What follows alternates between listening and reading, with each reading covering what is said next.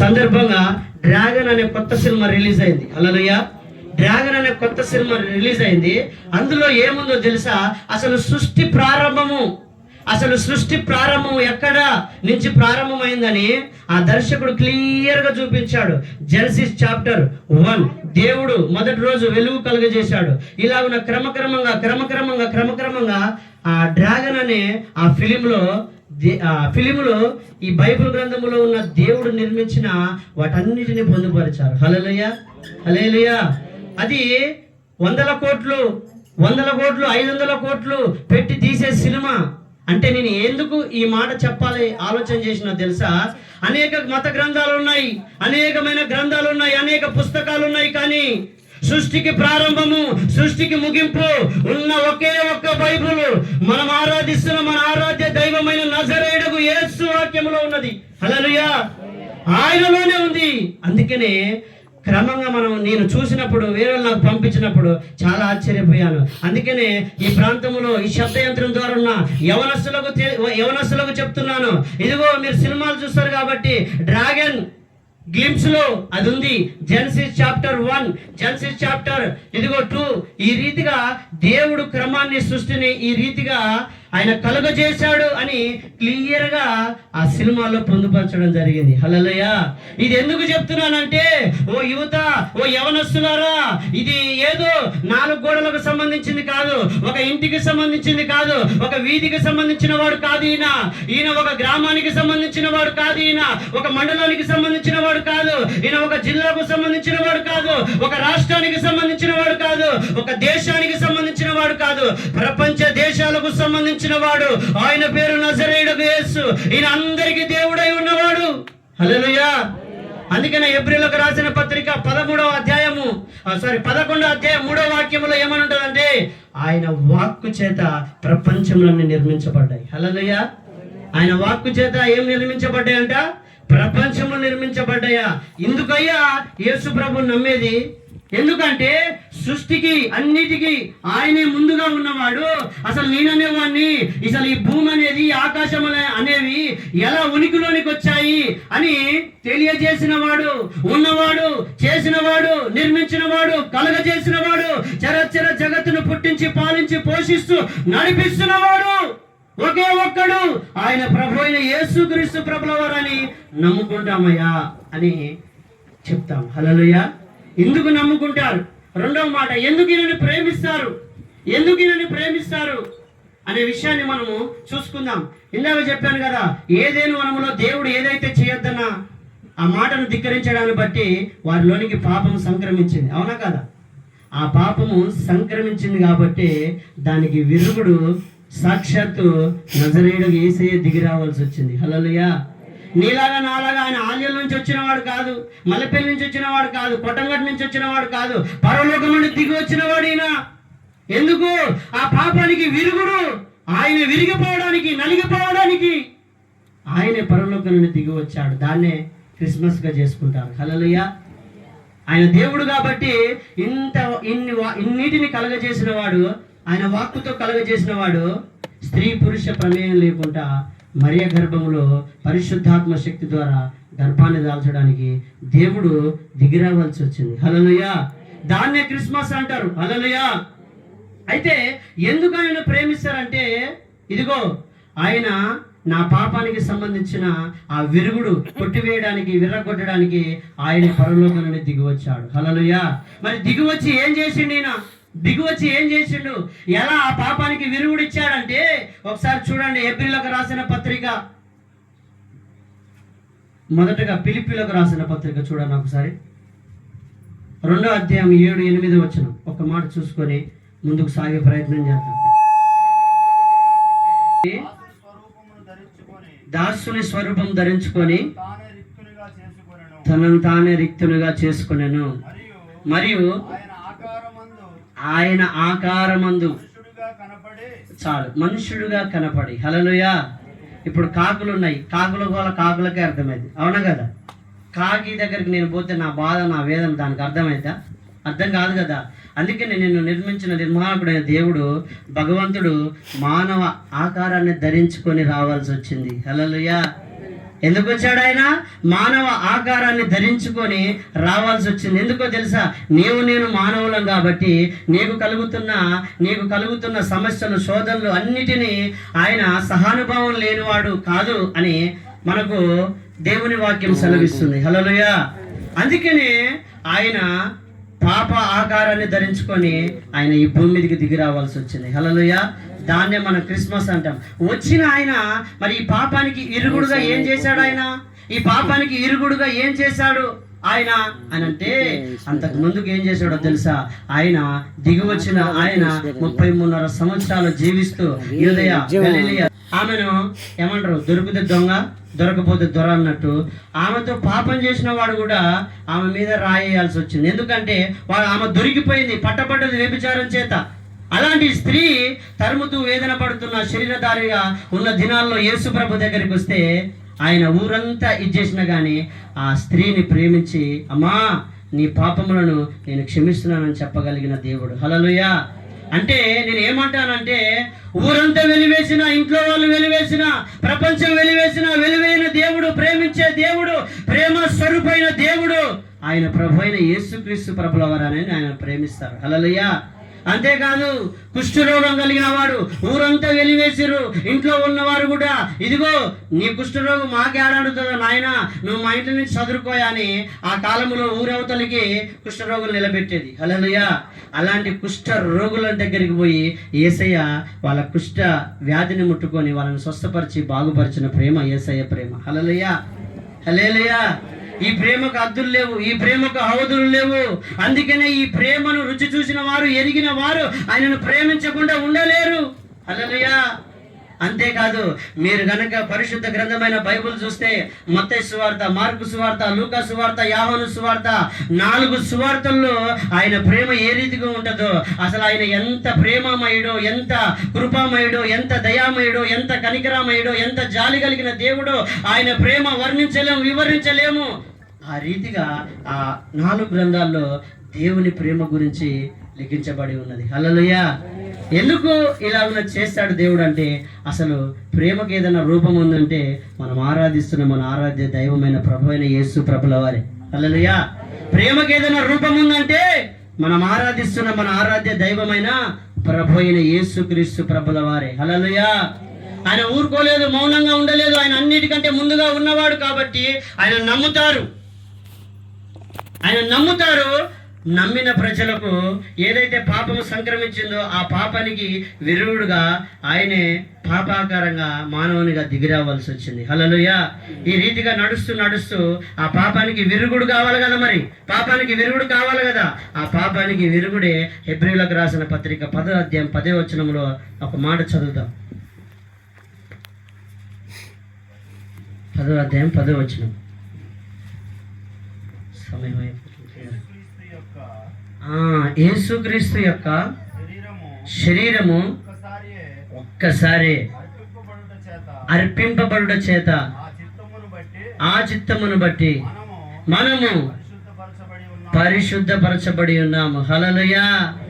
ఎక్కడైతే ఏదేను వనములో దేవుని మాట ఏదైతే వినకుండా ఉండడాన్ని బట్టి ఆ పాపము సంక్రమించిందో ఆ పాపానికి విరుగుడుగా, నీ పాపాలకు, నా పాపాలకు, మన పాపాలకు విరుగుడుగా ఆయనే శరీర ఆకారాన్ని ధరించుకొని భూమి మీదకి దిగి వచ్చి ఒక్కసారే ఆ కలవరి సిలువలో నీ కొరకు నా కొరకు బలియాగం అయిపోయాడు. హల్లెలూయా. ఆయన నల్చబడ్డాడు. ఆయన శరీరం అంతా చీలికలు, పేలికల వలె చీల్చబడ్డది. ఆయన రక్త రుధిధారలతో యెరూషలేము ప్రాంతం అంతా పడుకుంటూ లేచుకుంటూ 150 కేజీలు గల ఆ చెక్క సిలువను ఎత్తుకుంటూ ఆ భారభరితమైన సిలువను మోసుకుంటూ, కాళ్ళకు చెప్పులు లేవు, కాళ్ళలో నుంచి రక్తం, తలకు ముళ్ళ కిరీటం, రక్తం కారుతూ ఆ రక్తపు మడుగుల్లో నీ కొరకు నా కొరకు ఆయన ఆ కలవరి సిలువను భరిస్తూ ఆ గోల్కొత్త కొండ మీద ఒక్కసారిగా ఆ పాపానికి విరుగుడిచ్చాడు. హల్లెలూయా. ఎందుకు యేసు ప్రభుని ప్రేమిస్తారంటే, జన్మతా పాపము, కర్మతా పాపాన్ని విడిపించగలిగే ఏకైక దేవుడు ప్రభు అయిన యేసుక్రీస్తు ప్రభుల వారు. అందుకనే యేసు ప్రభుని నమ్ముతారు, అందుకనే యేసు ప్రభుని ప్రేమిస్తారు. మొదటిగా ఎందుకు నమ్ముతారంటే, ఆయన అన్నిటికంటే ముందుగా ఉన్నవాడు, ఆయన ద్వారానే వీటన్నిటినీ కలగజేసిన వాడని ఆయన నమ్ముతారు. ఎందుకు ఆయనను ప్రేమిస్తారంటే నా కొరకు బలియాగముగా ఆయన ప్రాణాన్ని దారపోసిన నా దేవుడురా అని ఆయనను ప్రేమిస్తారు. హల్లెలూయా. ఎందుకు ప్రేమిస్తారు చెప్పాలి. నీ కొరకు నా కొరకు నీ ఇంట్లో ఉన్న వాళ్ళు ప్రాణం పెట్టలేరు. హల్లెలూయా. నీ ఇంట్లో ఉన్న అక్క చెల్లె తమ్ముడు అమ్మ ఎవ్వరు ప్రాణం పెట్టలేరు. వల్ల కాదు. ఇస్తామంటారు కానీ ఈ దేవుడే తెలుసా, ఇస్తామనేవాడు కాదు. ఇచ్చాను రా, నువ్వు నా దగ్గరికి రా అనే దేవుడు. హల్లెలూయా. ఆల్రెడీ ఇచ్చాను, ఆల్రెడీ నీ కోసం చేశాను, నువ్వు నా దగ్గరికి రా. ఎప్పుడైతే నీ కొరకు చిందించిన ఆ పచ్చి రక్తము, యవ్వన రక్తము ఇప్పటికీ అలాగనే ఉంది. ఆ రక్తం చేత జన్మత పాపము, కర్మత పాపము చేత నీవు వీడబడుతున్నదానా, కొట్టబడుతున్నవాడా, ఎంత చేస్తున్న శాంతి సమాధానము నెమ్మది ఉండదు. పైకి మనం ఆకారంగానే కనపడతాము, ఏదో అడావుడిగా పడతాం, ఏదో డంబముగా పడతాం, లోపలంతా డల్లానే ఉంటుంది. హల్లెలూయా. నేను అంటాను, ఇదిగో ఒక ఆయన ఉన్నాడు లాజరు ధనవంతుడని. లాజరుకి తినడానికి తిండి లేదు, ఉండటానికి ఇల్లు లేదు. సరే, తినటానికి తిండి లేకపోయినా, ఉండటానికి ఇల్లు లేకపోయినా కనీసం శరీరం అన్న ఉంటే నీళ్ళన్నా అని అడుక్కొని తింటాడు. అవునా కదా? శరీరం కూడా పుండ్లైపోయినాయి, కుక్కలు నాకుతున్నాయి. హల్లెలూయా. అయినా కానీ దేవుని యందు విశ్వాసం ఉంచకుండా అబ్రాహాము రొమ్మున ఆనుకున్నాడు. హల్లెలూయా. హల్లెలూయా. ఎక్కడ ఆనుకున్నాడు ఆయన? అబ్రాహాము రొమ్మున పరలోకములో ఆనుకున్నట్లుగా మనం లేఖనాలు చూస్తాం. ఎందుకు ఈ మాట చెప్పానో తెలుసా? తినటానికి కారం మెతుకులు లేకపోయినా, తినటానికి కంట్రోల్ బియ్యం లేకపోయినా కానీ దేవుడు ఏమైనాడో ఆయన గురించిన స్పష్టత తెలిసిన వాడు. అయ్యా, నేను కూటికి పేదవాడిని కానీ నేను నీతికి పేదవాడిని కాదు. ఎక్కడిదా నీకు ఈ నీతి? నా యేసునందు విశ్వసించడం ద్వారా నాకు నీతి వచ్చింది. ఎక్కడిది ఈ నీతి? ఆయన రక్తం చేత కడగబడడం ద్వారా నాకు ఈ నీతి వచ్చింది. హల్లెలూయా. ఎక్కడిది మనకి ఈ నీతి? ఆయనను విశ్వసించడం ద్వారా, ఆయన రక్తం చేత కడగబడడం ద్వారా మనకేమొచ్చింది? మనం నీతిమంతులంగా మార్చబడ్డాం. హల్లెలూయా. ఆ పాపానికి విరుగుడుగా దైవ కుమారుడు సాక్షాత్తుగా దిగివచ్చి నీ కొరకు నా కొరకు నలగబట్టబడ్డాడు, చీల్చబడ్డాడు. అందును బట్టి మనము తండ్రితో ఏమంటారు, ఆ సఖ్యతని యేసుక్రీస్తు ప్రభుల వారి ద్వారా ఆ భాగ్యం మనకు దొరికింది కాబట్టి ఆయనను ప్రేమిస్తాం. హల్లెలూయా. రెండే మాటలు చెప్పాను. ఏం చెప్పాను? ఎందుకు ఆయన నమ్ముకుంటారు, ఏం పరిశోధించి, ఏం తెలుసుకొని యేసు ప్రభు నమ్ముతారు? మీరు ఏం తెలుసుకొని యేసు ప్రభు నమ్ముతారు? ఏం పరిశోధించి యేసు ప్రభు దగ్గరికి వెళ్తారంటే ఆయన అన్నిటికీ ముందుగా ఉన్నవాడు, అన్నిటిని కలగజేసిన వాడు యేసు ప్రభుల వారే కాబట్టి ఆయన నమ్ముతాం మేము. మరి ఆయన ఎందుకు ప్రేమిస్తారంటే ఆయనలాగా ప్రేమించేవాడు ఎవరు లేరు. నా పాపానికి విరుగుడుగా ఆయన ఇరిగిపోయాడు కాబట్టి అన్నిటి విషయములో నా కొరకు నలగొట్టబడ్డాడు, నా కొరకు ప్రాణం పెట్టాడు కాబట్టి అలాంటి ప్రాణానికి మించిన ఆ ప్రేమ ఎక్కడ దొరకదు కాబట్టి ప్రేమించాను అని చెప్తాను. హల్లెలూయా. హల్లెలూయా.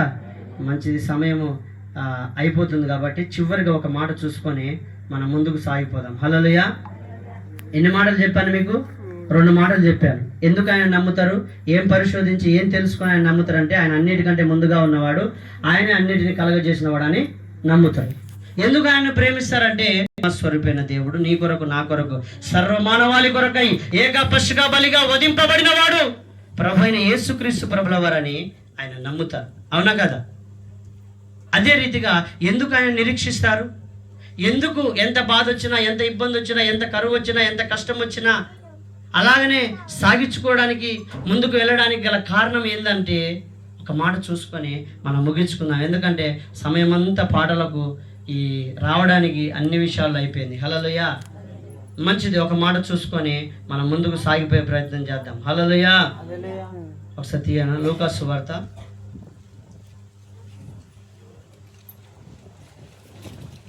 24వ అధ్యాయం 6వ వచనం చదువుదాం. ఆయన ఇక్కడ లేడు, ఆయన లేచి ఉన్నాడు. ఆయన ఇంకా చాలు, ఆయన ఇక్కడ లేడు, లేచి ఉన్నాడు. అంటే యేసుక్రీస్తు ప్రభుల వారు నీ కొరకు నా కొరకు చనిపోయాడు అనే విషయం మనం తెలుసుకున్నాం. చనిపోయి 3వ రోజు తిరిగి లేచాడు. తిరిగి లేస్తున్నప్పుడు మగ్దలేని మరియా ఇంకా కొంతమంది సహోదరులు వెళ్ళినప్పుడు వాళ్ళతో దేవుని దూతలు మాట్లాడుతూ ఏమన్నారంటే ఆయన ఇక్కడ లేడు, ఆయన లేచి ఉన్నాడు, ఆయన బ్రతుకున్నప్పుడే మీకు చెప్పాడు కదా, నేను చనిపోయి 3వ రోజు తిరిగి లేస్తానని చెప్పాడు కదా అని అదే మాటల్ని వాళ్ళకు తెలియజేస్తున్నారు. హల్లెలూయా. హల్లెలూయా. ఎందుకు యేసు ప్రభుని నమ్ముతారంటే ఒక మాట చూసుకున్నాం. ఎందుకు యేసు ప్రభుని ప్రేమిస్తారంటే ఆయన ప్రేమ స్వరూపని మనము ఆయన ప్రేమిస్తున్నాం. ఎందుకు యేసు ప్రభుని యందు నిరీక్షణ ఉంచుతున్నారంటే నా దేవుడు చావునే చంపి సమాధి గుండా చీల్చి తిరిగి లేచిన వాడు. హల్లెలూయా. ఓ మరణమా నీ ముళ్ళెక్కడా, ఓ మరణమా నీ విజయం ఎక్కడా అని మరణపును ముళ్ళుని విరిచి సమాధులు ఆయన ఆపలేకపోయాయి. మీకు తెలుసు, నాకు తెలుసు, మనందరికీ తెలుసు. ఈ ప్రపంచంలో అనేక మంది విద్యావేత్తలు ఉన్నారు, అనేక మంది జ్ఞానం కలిగిన వారు ఉన్నారు, అనేక మంది తపస్సు చేసిన వారు ఉన్నారు, అనేక మంది దేవుళ్ళు దేవతలను పడిన వారు ఉన్నారు. కానీ ఏ ఒక్కరి సమాధి తెరవబడినట్లు ఈ చరిత్రలో కానీ ఎక్కడ లేదు. తెరవబడిన సమాధి ఒకే ఒక్క సమాధి, ప్రభు అయిన యేసుక్రీస్తు సమాధి. హల్లెలూయా. అందుకని ఆయన నిరీక్షించుతారు. అరే, చనిపోయి తిరిగి లేచిన దేవుడు, ఆయన జీవము కలిగిన దేవుడు, ఆయనకు మరణము లేదు, మరణాన్ని జయించిన దేవుడు కాబట్టి. హల్లెలూయా. అందుకనే భక్తుడు ఏమని పాడాడు? ఓ మరణమా నీ ముళ్ళు ఎక్కడా, ఓ మరణమా నీ విజయం ఎక్కడా, ఓ మరణమా నీ ముళ్ళు ఎక్కడా, ఓ మరణమా నీ విజయం ఎక్కడా. రాజులను అధికారులను ఓడించావు, ఇహములనే దేవతలను ఓడించావు. రాజులను అధికారులను ఓడించావు, ఇహములనే దేవతలను ఓడించావు. ఇలా సకల దేవతలను నీవే ఓడించావు, ఇలా సకల దేవతలను నీవే ఓడించావు. నజరేయుడేసు నిన్ను ఓడించాడు. ఓ మరణమా. హల్లెలూయా. మరణాన్ని ఎవరు ఓడించాడు? నజరేయుడగు యేసు ఓడించాడు. హల్లెలూయా. మంచి సమయం అయిపోతుంది కాబట్టి యేసుక్రీస్తు ప్రభుల వారిని ఏం పరిశోధించి తెలుసుకుంటారా అంటే, ఒకటి అన్నిటికంటే ముందుగా ఉన్నవాడు, అన్నిటిని కలగజేసిన వాడని ఆయన ఏం చేస్తారమ్మా చెప్పాలి. మీరు చెప్పకపోతే మనం కొద్దిసేపు ఉంటాం. హల్లెలూయా. అన్నిటికీ ఆధారమైన వాడని నమ్ముతాం, అవునా? అందరికంటే ప్రేమించిన ప్రేమమయుడని ఆయనను మనం ప్రేమిస్తాం. హల్లెలూయా. ఆయన యందు ఏం నిరీక్షణ ఉంచుతాం మనం? దేవుడు మరణాన్ని ముళ్ళను విరిచి లేచిన దేవుడు కాబట్టి ఆయన యందు నిరీక్షణ ఉంచుతాం. హల్లెలూయా.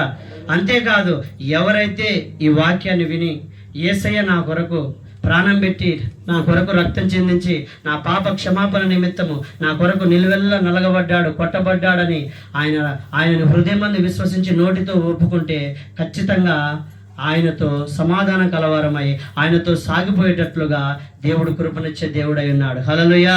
అంతేకాదు, ఆయన మరలా తిరిగి రాజులకు రాజు, ప్రభులకు ప్రభుగా రానై ఉన్నాడు. ఎవరైతే దేవుని గురించిన స్పష్టత, దేవుడు ఏమై ఉన్నాడు, ఆయన ఎలాంటి వాడు అని విషయాలు అర్థమైతే, వీటన్నిటి విషయంలో ఆయన అన్నిటికంటే ముందుగా ఉన్నవాడు, ఆయన అన్ని ప్రేమల కంటే ప్రేమించిన ప్రేమమయుడైన దేవుడు, ఆయన నీ కొరకు నా కొరకు చనిపోయి ఆయన తిరిగి లేచిన దేవుడు. తిరిగి లేచి ఎవరైతే ఆయన యందు విశ్వాసం ఉంచుతారో, ఎవరైతే ఆయన యందు నిరీక్షించుతారో, ఎవరైతే ప్రభుని హృదయంలో ఉంచుకుంటారో వారి కొరకు స్థలం సిద్ధం చేయడానికి ఆయన పరలోకానికి వెళ్ళాడు. పరలోకానికి వెళ్ళిన ఆయన పరిశుద్ధాత్మ దేవుని భూమి మీదకి పంపించాడు. ఈ పరిశుద్ధాత్మ దేవుడు ఎవరైతే దేవుని యందు విశ్వాసంతో నమ్మకంతో ఉంటూ పరిశుద్ధాత్మ చేత పొదిగించబడి ఆయన త్వరలో మరలా రానయ్యున్న రాజులకు రాజు, ప్రభులకు ప్రభు అయిన యేసయ్య వస్తున్నప్పుడు పరిశుద్ధాత్మ శక్తి ద్వారా ఆయన ఎదుర్కోగలిగిన శక్తి ఏ సంఘానికైతే, ఏ వ్యక్తికైతే, ఏ వ్యక్తులైతే తెలుసుకొని ఈ రీతిగా ఒక్కొక్క అనుభవాల గుండా నడిపించబడతారో వారు మాత్రమే యేసయ్య ఆ పరలోక రాజ్యములో ఉంటారు. హల్లెలూయా. హల్లెలూయా. మంచిది. అందరు లేచి నిలబడండి అమ్మా. అయిపోయింది. అందరు ముగించుకుందాం. ఒకసారి లేచి నిలబడండి. అయిపోయింది. ప్రభుని విశ్వసిస్తారు చెప్పండి. ఆయన అన్నిటికంటే ముందుగా ఉన్నవాడని నమ్ముతారు. మరి ఏం పరిశోధించి ఏం తెలుసుకొని ఆయనను ప్రేమిస్తారు? ఆయన అందరికంటే ప్రేమించేవాడు, ఆఖరికి ఆయన ప్రాణాన్ని నా కొరకు పెట్టినవాడని ప్రేమిస్తారు. హల్లెలూయా. ఆయన ఎందుకు బాధ వచ్చినా ఇబ్బంది వచ్చినా ఆయన వదిలిపెట్టకుండా ఉండడానికి గల కారణం ఏంటంటే, ఆయన చావును చంపి సమాధి గుండా చీల్చి తిరిగి లేచిన వాడు. లేచిన ఈయన తండ్రి కుడిపార్శ్వం మీద కూర్చొని ఆయన పరిశుద్ధాత్మ దేవుడు భూమి మీదకి దిగి వచ్చిన తర్వాత ఎవరైతే ఈ క్రమాల గుండా, ఈ అనుభవాల గుండా నడిపించబడతారో ఆత్మ సహాయముతో మరలా ఆయన రాజులకు రాజు ప్రభులకు ప్రభు అయి రానయున్న ఆ రాకడలు ఎత్తబడలాగున దేవుడు వీటన్నిటినీ క్రమక్రమంగా దేవుడు మనకు అన్నిటిని తెలియజేశాడు. కాబట్టి ఈ అనుభవాల గుండా ఎవరైతే ఉంటారో వాళ్ళు మాత్రమే యేసునందు అంతం వరకు ముందుకు సాగగలిగే బిడ్డలుగా ఉంటారు. హల్లెలూయా. మరి ఈ విషయాలన్నీ తెలిసినాక ఆయనను స్తుతించకుండా, ఆయన ఆరాధించకుండా, ఆయన మహిమపరచకుండా, ఆయన ఘనపరచకుండా ఉండలేము. హల్లెలూయా. అందుకనే యేసయ్యా నీవే నాకని వేరెవ్వరు నాకు లేరని వేణులకు ఆడినా నా ఆశలు తీరవే వేణులకు ఆడినా ఆశలు తీరవే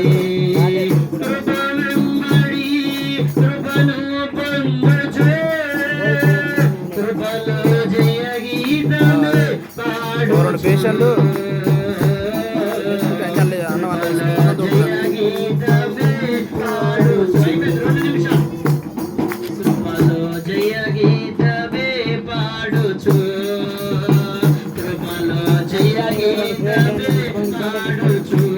తీసుకో పేషెంట్లు సర్వలు సాంబార్కి